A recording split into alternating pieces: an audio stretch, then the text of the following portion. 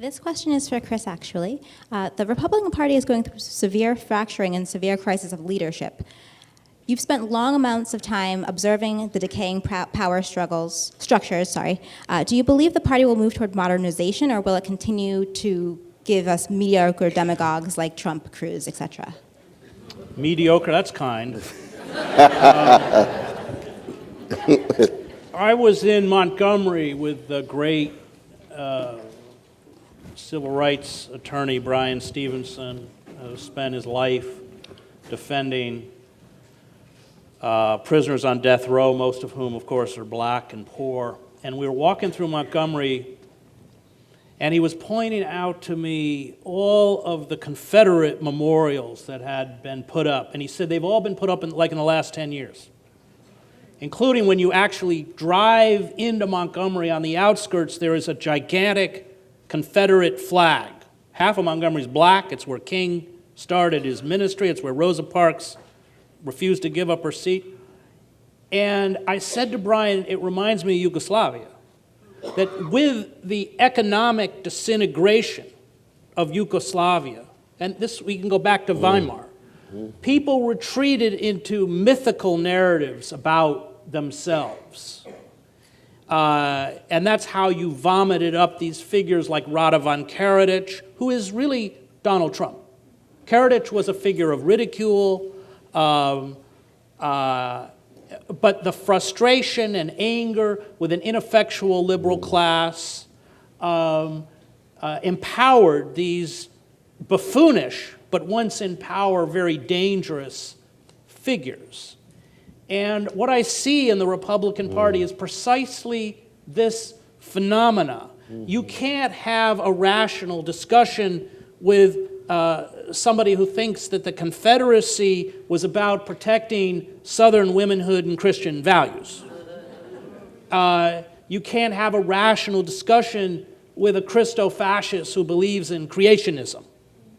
And these strong proto-fascist forces, which are evidenced in the nativism, the overt racism, are on display in the Republican Party. And what do fascist movements do? They channel a legitimate rage towards the vulnerable.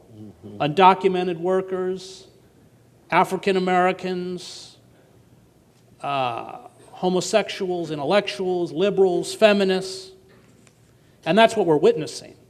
And it's counterintuitive. You know, I've long worked with Ralph Nader because, like Ralph, I believed that those of us who cared about progressive values at a certain point had to draw a line and take a stand. And the danger with not doing that is that we have figures like Obama. I mean, the Democratic Party in Europe would be a far-right party. Obama's assault on civil liberties has been worse than Bush's.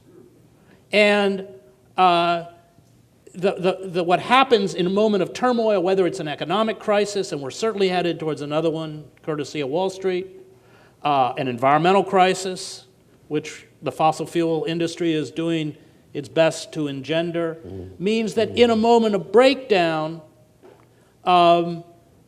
these forces are given a kind of frightening virulence. And America is a very, very, very violent culture, as it was Hofstadter's great book on violence. Last book, American Violence. Yes, Conversations with Cornell are him mentioning books I haven't read, and me running out to read them, including the one I have on Chekhov in the back room.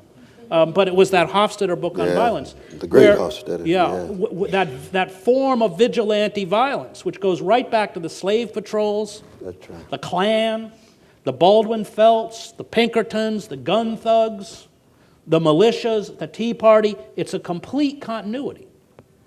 And, our backlash for that reason may be, especially with the evisceration of progressive and populist movements, may be a very frightening right-wing backlash.